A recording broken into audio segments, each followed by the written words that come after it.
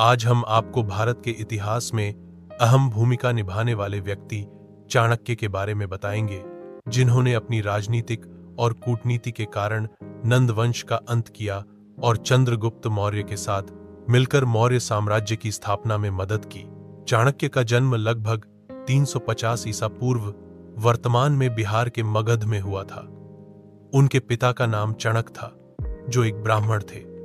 चाणक्य ने तक्षशिला विश्वविद्यालय में शिक्षा प्राप्त की, जहां उन्होंने राजनीति, अर्थव्यवस्था और दर्शन का अध्ययन किया। चाणक्य ने मगध के राजा धनानंद के दरबार में एक मंत्री के रूप में काम किया। हालांकि धनानंद के साथ उनके संबंध अच्छे नहीं थे और उन्होंने धनानंद के दरबार से निकलने का फैसला किया।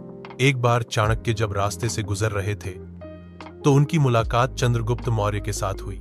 चंद्रगुप्त मौर्य की जीवन कहानी बहुत ही रोचक है। उनका जन्म लगभग 340 ईसा पूर्व मगध में हुआ था, जो वर्तमान में बिहार है। उनके पिता का नाम चंद्रवर्धन मौर्य या सूर्यगुप्त स्वार्थसिद्धि मौर्य था और उनकी माता का नाम मुरा था। चंद्रगुप्त मौर्य का बचपन बहुत ही कठिन था। उनकी माता ने उन्हें पाटलिपुत्र में पाला, जहां उनका जन्म हुआ था।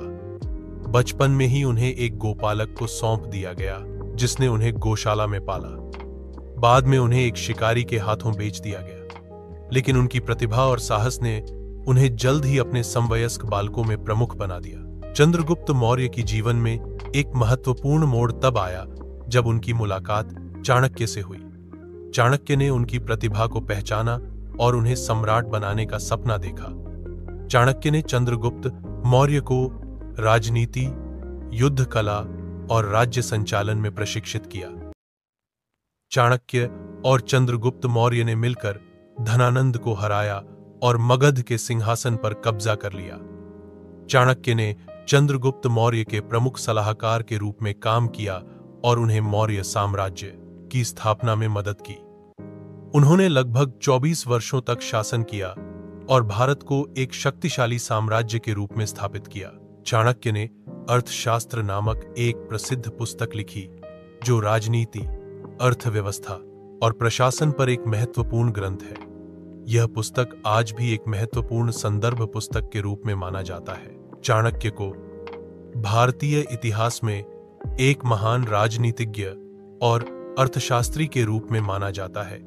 उनकी रणनीतियों और विचारों ने मौर्य साम्राज्य की स्थापना में महत्वपूर्ण भूमिका निभाई और भारतीय इतिहास को आकार देने में मदद की।